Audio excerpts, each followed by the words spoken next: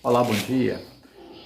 Jesus nos fala nas Escrituras que iria mandar para ficar conosco, aliás, para ficar com sua igreja, com seu povo, o Espírito Consolador, o Espírito da Verdade, o Espírito Santo, que assim, não existe na Bíblia, mas a gente supõe, chegou a esse entendimento que é uma parte da Trindade Santa, uma vez que não tem essa palavra Trindade, mas pela situação nós podemos admitir que existe sim, existe um Pai, um Filho e um Espírito Santo. Que esses três essas três manifestações individuais são justamente o Deus. Deus ele se manifesta dessas três formas em que nós cremos. Este é um fundamento da fé cristã. E a igreja, após a morte de Cristo, o seu grande sacrifício, ele nos dá o Consolador, que é o Espírito Santo. Ele diz que vai nos mandar para a sua igreja esse Consolador, para que esse Consolador possa guiar a sua igreja, possa nortear as ações da sua igreja verdadeira, da igreja que está aguardando a vinda, a sua volta, a sua segunda vinda. Bem, amados, e esse Espírito Santo de Deus, ele vai vir se manifestar na igreja, lá em Atos dos Apóstolos, no Pentecoste, quando o povo de Deus, os discípulos do Senhor, revestido, os discípulos são revestidos com a glória do Espírito Santo de Deus. E ali as pessoas ouviram, foram convencidas da verdade do Evangelho de Deus. E muitos se converteram. Pedro, que era um dos discípulos, digamos que talvez um dos mais ignorantes no conhecimento, na leitura, era um homem, um pescador, um trabalhador, talvez o seu conhecimento teológico não fosse aprofundado, ele não era assim formado, não tinha uma formação acadêmica, mas a Bíblia diz que que Pedro, com a sua pregação, muitas pessoas se converteram. Coisas que estavam chegando a 3, outras vezes 5 mil, era o tanto de pessoas que se convertiam ali na igreja primitiva. Né? Eram 5 mil pessoas, 3 mil pessoas, era um número muito grande. E isso é justamente graças ao Espírito Santo de Deus, porque ele é que convence o homem do pecado. E uma vez que o homem esteja convencido do pecado, ele é convertido a viver uma vida plena com Deus. Então o Espírito Santo de Deus é que faz essa obra. E a gente tem que verificar, a gente tem que ver se realmente estamos vivendo na presença do Espírito Santo de Deus. Então, para que nós tenhamos uma ideia se estamos ou não, é interessante que nós recorremos às Escrituras, lá no livro de João, capítulo 16, versículo de 8 a 14. Eu quero compartilhar com vocês. Bem, o que é que diz a palavra de Deus? E quando ele, o Espírito Santo de Deus, a que se refere a ele, e quando ele vier, convencerá. A primeira ação que o Espírito Santo vai fazer, convencer. Convencer de quê? Convencerá o mundo do pecado, certo? Da justiça e do juízo. Primeira ação do Espírito Santo, convencer as pessoas do pecado. O Espírito ele não vai te acusar, dizer que você é pecador, que você não tem mais jeito. Essa situação, essa atribuição aí é para o acusador, que é Satanás. O Espírito Santo ele vai te convencer do que é verdadeiramente pecado, para que possa gerar em você uma verdadeira conversão, que é você deixar a prática do pecado e viver em santidade. Porque a Bíblia diz, Deus fala para Abraão, sede santo como eu sou santo. Então esse convite também se estende a nós como servos de Deus, como cristãos. Devemos ser santos assim como nosso Deus é santo. Amém, irmão? Então o Espírito Santo, ele vai vir primeiro convencer a pessoa do pecado. Nós temos que saber o que é verdadeiramente o pecado. As igrejas têm que pregar justamente isso aí. Não só palavras que o povo, que os crentes queiram ouvir para levantar o ego, a autoestima, não. A igreja tem que pregar, os pregadores têm que levar a palavra à igreja, justamente sobre as práticas do pecado que muitas vezes estão contaminando toda a igreja. Segundo ponto do convencimento, ele vai convencer da justiça. Convencer o homem do que é justiça, para que o homem possa andar como justo. Os santos de Deus, a igreja do Senhor, é formada de homens justos. Toda a Bíblia fala isso. E também, o terceiro ponto, vai convencer, você vai ter que acreditar, crer verdadeiramente que existe um juízo.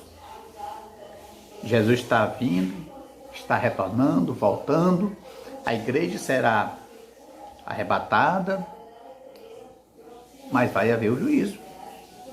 Amém? Como no versículo 9 vai falar do pecado.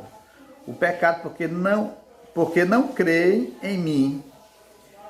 Então, o pecado, o que é isso? O pecado é a pessoa justamente não crer, não aceitar Jesus como seu único e suficiente Salvador. Há pessoas que dizem, eu aceito Jesus como meu único e suficiente Salvador. Mas em contrapartida, vão para a igreja, mas precisa de uma rosa consagrada, um óleo ungido, um sal de descarrego, precisa de uma fogueira santa. Então Jesus não é o único e suficiente Salvador. Tem que precisar de outros artifícios para que ele verdadeiramente creiam na presença de Deus.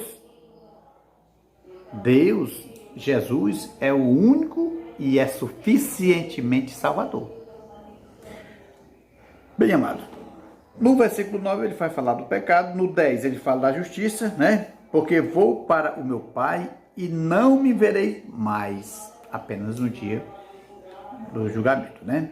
E do juízo, porque já os príncipes desse mundo estão julgados. A Bíblia diz que aquele que crê em Jesus Cristo será salvo. E quem não crê, meu amado, já está condenado, já está em juízo, o juízo já foi feito. Aquele que aceita Jesus, se crê, que vive na presença de Deus, está salvo. Ele está salvo, amado. Quem crê em Deus, quem crê em Jesus Cristo, já está salvo. Mas aquele que não quer acordo com Jesus Cristo, não quer crer na palavra de Deus, prefere acreditar em falsas doutrinas, falsos evangelhos, já está condenado. Não há muito o que questionar.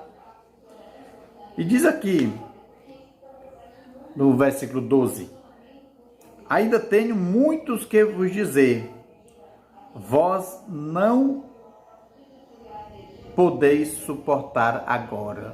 As verdades de Jesus que tinham para dizer à igreja era tão dura que muitas vezes não dava para suportar. Diferentemente do evangelho que querem pregar hoje, um evangelho brando, um evangelho onde não tem que ter renúncia. É assim que querem viver o evangelho. Um evangelho light não existe, amado. O evangelho de Jesus Cristo é duro. É um evangelho que precisa que nós tenhamos uma mudança de vida, uma mudança de comportamento. Amém? E o que eu sei, e como eu posso fazer para ter a ideia de que realmente o Espírito Santo de Deus está junto na minha igreja, na igreja que eu me congrego. Primeira coisa, nós vamos ver, né? Já se a pregação na sua igreja, ela fala sobre o que há de errado, para convencer as pessoas que estão na prática do pecado, o Espírito Santo está ali, porque está fazendo ali a sua ação, está fazendo algo que ele veio para fazer, conforme o próprio Jesus falou que iria acontecer. Amém?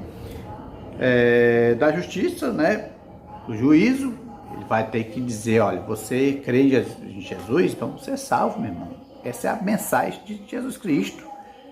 Se existe outro evangelho dizendo que você é salvo mesmo sem crer, que de qualquer jeito você vai para o céu, isso é mentiroso, é o evangelho diabólico, então não é o Espírito Santo que está ali.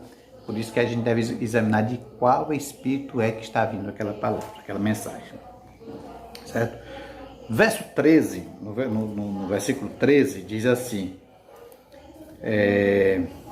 mas quando vier aquele que é o Espírito da verdade, certo? Ele vos guiará em toda a verdade.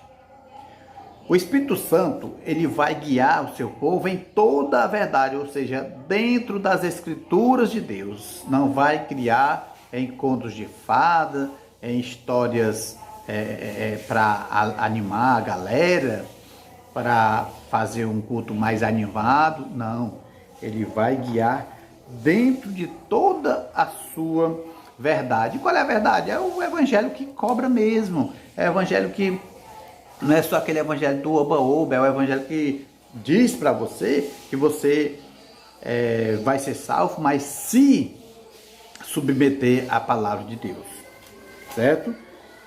Porque não falará de si mesmo. Então o Espírito Santo não vai falar. Se alguém está na igreja e só fala de si, eu não digo nem do Espírito Santo, mas tem pregações onde os pastores, o ministro da palavra só falam dele próprio. Eu fui assim, eu fiz isso, e aí conta uma história grandiosa, dizendo que é um testemunho, e o que se fala menos é a palavra de Deus. Quando você observa a situação, entenda que o Espírito Santo não está ali não. O Espírito Santo, ele vai testificar da verdade, ele vai apontar sempre para a palavra de Deus, ele vai apontar sempre para a cruz, para o sacrifício feito por Cristo Jesus, por mim e por você também, amado. É assim que diz as Escrituras. Amém? Não dirá tudo o que tiver ouvido, e vos anunciará o que há de vir. Então, ele vai anunciar as coisas futuras, a vinda de Cristo. Nunca deve ser esquecida, nunca deve deixar de ser anunciada nas igrejas. É o que estamos deixando de fazer hoje. Não estamos mais anunciando a palavra de Deus, né? Ele me glorificará. Olha só, o Espírito Santo glorificará quem? A Deus. Versículo 14. Porque há de receber do que é meu e vos-lo há de anunciar.